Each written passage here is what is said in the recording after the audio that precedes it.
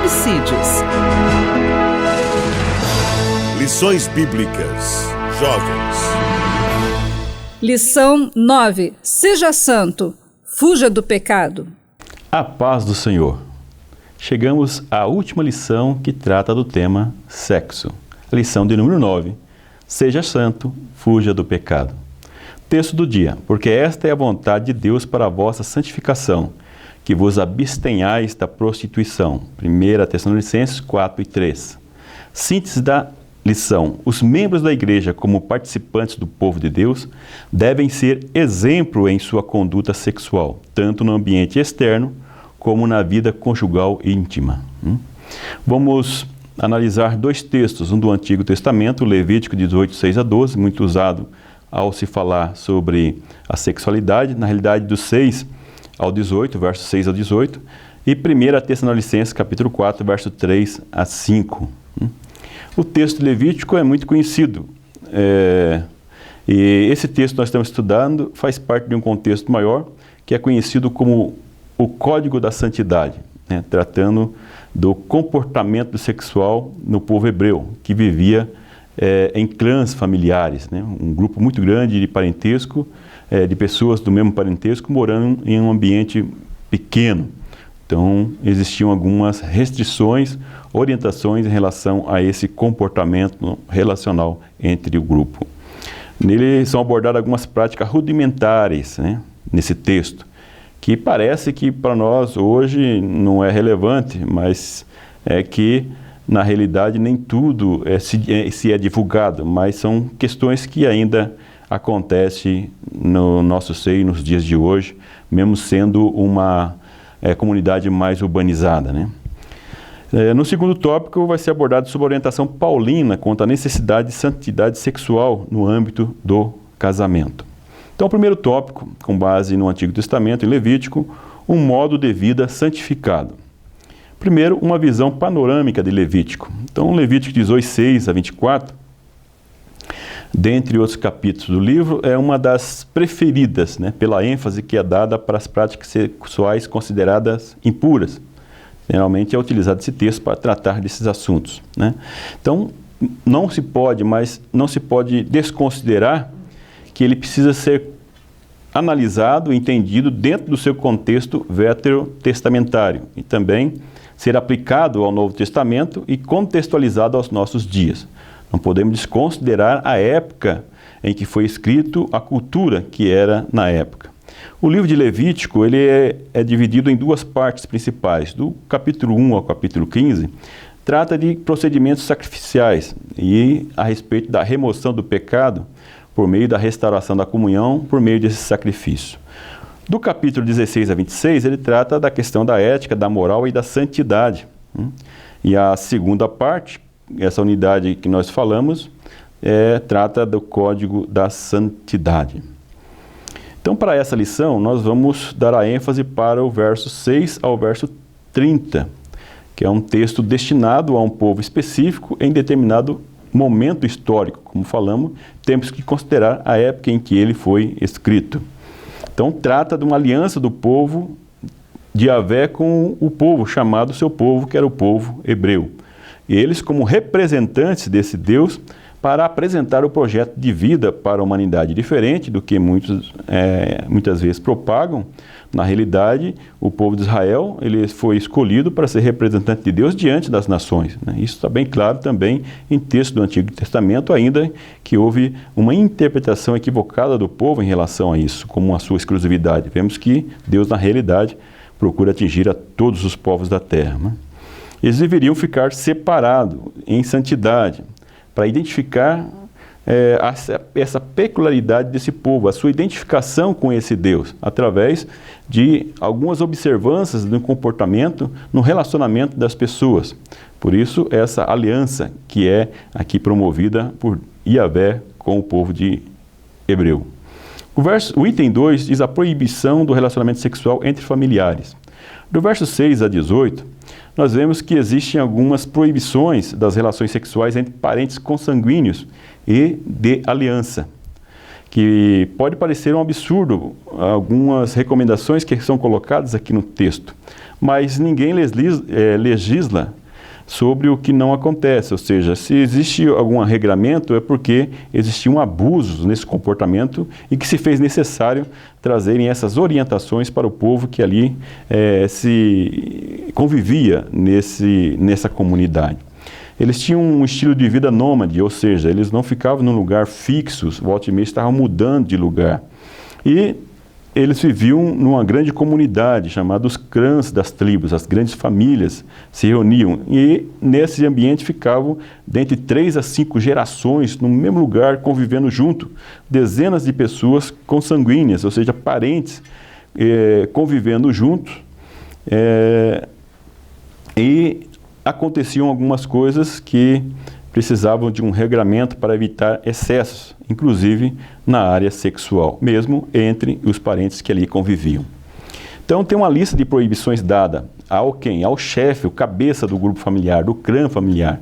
Era o ancião, o idoso, aquele que era responsável por dar orientação para todo o povo. E também para fazer cumprir as regras que ali estavam sendo dadas para aquele povo, bem como aplicar as penalidades que ali estavam se referindo para os possíveis desvios de comportamento dentro desse ambiente.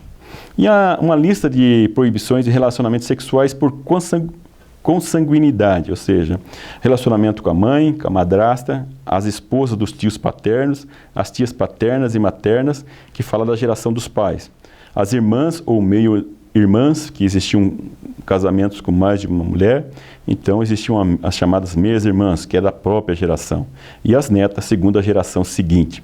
Parece um absurdo hoje, mas infelizmente até hoje ainda acontecem esses abusos dentro do ambiente familiar. E não se assuste se souber que isso acontece também dentro de famílias, dentro da própria comunidade evangélica. E isso nós temos que ter o cuidado, porque isso tem acontecido em alguns lugares e muitas vidas são muitas vítimas levam para traumas para toda a sua vida. Nós temos como igreja, devemos amparar isso também. E também proibições de relacionamentos sexuais por aliança. Aqui fala a questão das sogras ou as sogras, né? O casamento com várias mulheres, as cunhadas, as enteadas e as suas filhas.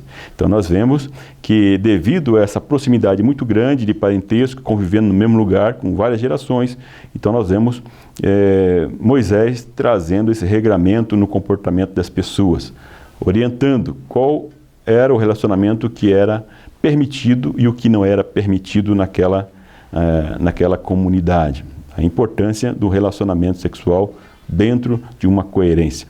No item 3, a proibição de relações sexuais de origem ritual. Então, muitas questões que são questionadas ou proibidas no Antigo Testamento diz muito em relação à questão de prostituição cultural, a uma infidelidade espiritual, ou seja, nações que tinham práticas e que eles usavam isso dentro dos próprios rituais de adoração aos deuses. E, dentre eles, a questão sexual era muito forte nos ritos de fertilidade. Estava relacionado à questão das estações, das colheitas, dos rebanhos, ou seja, a fertilidade das plantações e também a produtividade dos animais que eram cuidados por esse povo. Eles faziam algumas oferendas aos seus deuses e, dentre essas práticas, existia a prática da sexualidade. Eram prostitutas e prostitutos sexuais, pessoas que praticavam o ato sexual dentro do próprio ritual religioso. Por isso que nós vemos que Moisés orienta o povo a tomar cuidado nesse relacionamento com os outros povos para não importar essas práticas para dentro do povo de Israel, que era considerado o povo escolhido, o povo representante de Deus diante das demais nações. No verso 21, ele fala sobre o sacrifício de crianças a Moloque. Parece que está fora do contexto da sexualidade, mas é porque o contexto aqui é a questão das relações de origem ritual. E aqui eu marquei, quando estava preparando esse esboço, que me chamou a atenção, nesta semana que estou gravando os vídeos, apareceu uma reportagem sobre a reunião do Vaticano, onde o Papa reuniu com vários da elite, né, do staff né, do Vaticano, e convidando pessoas do mundo inteiro para tratar a questão da pedofilia. E eu lembro que ele usou uma palavra que era como um sacrifício, usando as crianças como um sacrifício na questão da pedofilia, né? Pessoas que estão sofrendo, que sofrem até hoje por causa de abuso. E aqui, quando eu estava falando do sacrifício de criança a Moloque, lembrei disso, né? Então nós, como igreja, eu vi que a Igreja Católica está se levantando, levantando essa bandeira, talvez demorou muito, mas pelo menos está levantando essa bandeira do sacrifício de crianças e dentro dessa questão da sexualidade, da pedofilia, a exploração das crianças indefesas e como que isso deve ser tratado, né? Como que isso deve ser abordado dentro, que acontece muitas vezes dentro dos lares. A homossexualidade. Então nós vemos que é um texto que é abordado aqui em Levítico também, colocando como algo condenável. Isso era uma prática que também não era incomum na antiguidade. E a grande maioria dos registros encontrados em documentos arqueológicos estão relacionados com rituais religiosos. Interessante que isso era incentivado e propagado por meio de rituais religiosos. Por isso, essa preocupação, essa orientação mosaica em relação ao tratamento com o relacionamento com as religiões dos outros povos vizinhos, que também influenciavam no relacionamento sexual. Então o texto do Antigo Testamento condena a homossexualidade e na época como pena de morte. No Novo Testamento também é condenado. Tem os textos que eu deixo aí na revista e amplio também no livro. Você que tem um livro poderá ler um pouco mais sobre isso e você que não tem, ainda há tempo de comprar o livro para te ajudar. A bestialidade, que é o relacionamento sexual com os animais. Então, existiam essas práticas, porque aqui vem o regramento em relação a isso também, até hoje, em muitos lugares ainda acontece, talvez não tanto na área urbana, mas isso acontece ainda. Então, uma reprovação bíblica com relação a estas práticas. Lembrando que essa reprovação é com relação à prática, e não às pessoas que praticam. E as pessoas devem ser tratadas com amor. Então, muitas vezes as pessoas incorporam essa proibição, muitas vezes dentro da própria igreja, tratando com discriminação as pessoas que têm outras práticas diferentes do que a nossa dentro da igreja. Na realidade, nós temos que respeitar as pessoas e não tratar com desdém, mas são almas que também podem ser alcançadas por meio do Evangelho. Aplicação prática desse tópico. Jovem, qual tem sido o seu referencial de conduta? As práticas sexuais tidas como normal pela sociedade ou as prescrições bíblicas para a santificação? Qual tem sido o seu referencial? A Bíblia aborda e condena os desvios sexuais, inclusive no ambiente familiar, que é algo que me preocupa. Tópico 2. Chamados para ser santos. Aqui nós vamos trabalhar ainda em Levítico, verso 18 ao 20. Diga não ao adultério, o item 1. O adultério era condenado no Antigo Testamento, né, em 18 e 20, como também no Novo Testamento, mas existem diferenças culturais. Eu deixei isso aqui só para identificar, quando eu disse que nós devemos contextualizar o texto. Então, o adultério no Antigo Testamento é diferente do Novo Testamento. No Antigo Testamento nós vemos essa possibilidade da poligamia que existia por causa das culturas e que também a questão da mulher casada, que o homem tinha que pagar um dote, né, para ter a mulher como sua esposa. Então, quando havia o adultério, não era simplesmente um caso de infidelidade, no caso de uma mulher casada ou noiva, né? Porque o noivado já era considerado um compromisso muito sério, mas também de prejuízo financeiro. Então, isso era tratado na própria lei também, quando acontecia um adultério nesse caso, uma noiva ou uma mulher casada que tinha um relacionamento fora do compromisso que ela tinha com o futuro ou o marido. Então, a mulher era considerada como uma espécie de propriedade do marido, pois era comprada com dote, paga ao pai, e também uma garantia de enriquecimento de propriedade do marido, porque por meio dos filhos, que era considerado muito rico na época como mão de obra. Por isso que uma família, quando tinha muitos filhos, era considerada como bênção naquela época, porque era mão de obra, que iria ajudar a cuidar da plantação, dos animais e assim por diante. Então era considerado como se fosse uma propriedade, um bem de prosperidade.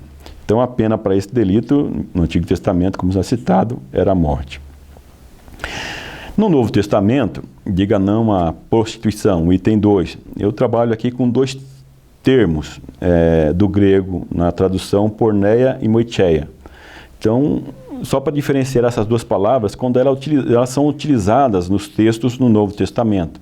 Então, a palavra porneia ela é utilizada mais no sentido genérico, para identificar várias práticas de promiscuidade sexual.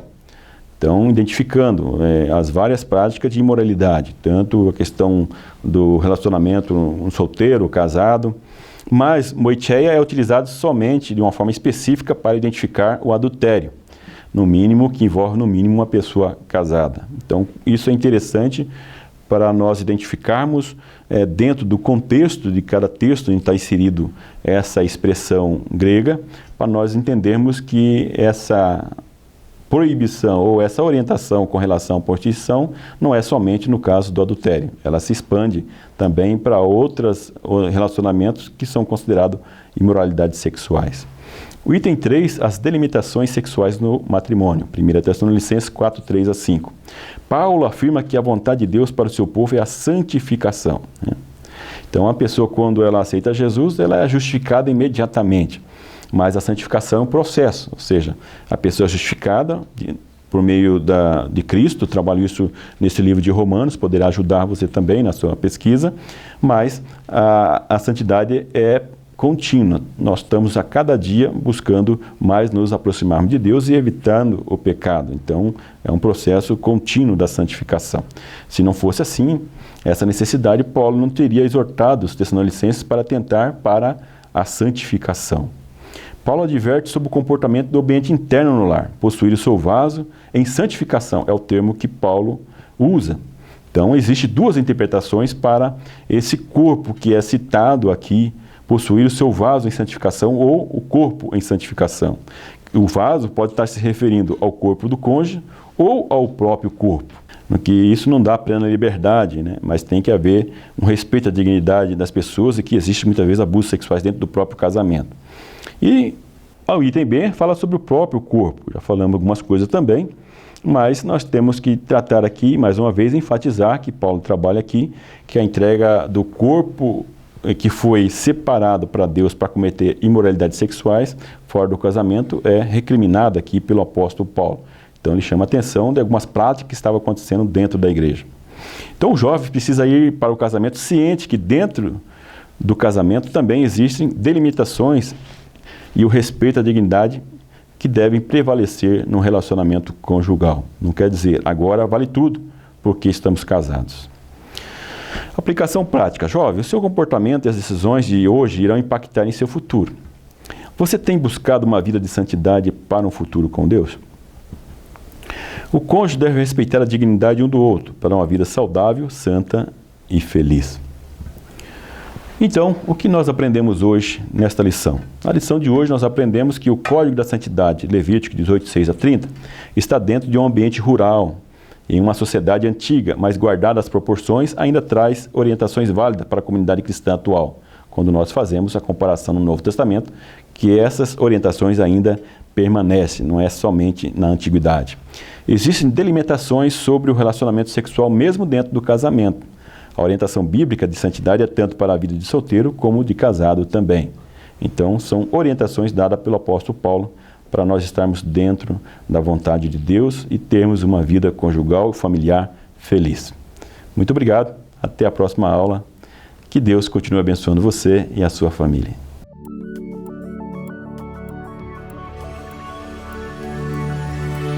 CPAD, a editora da Escola Dominical.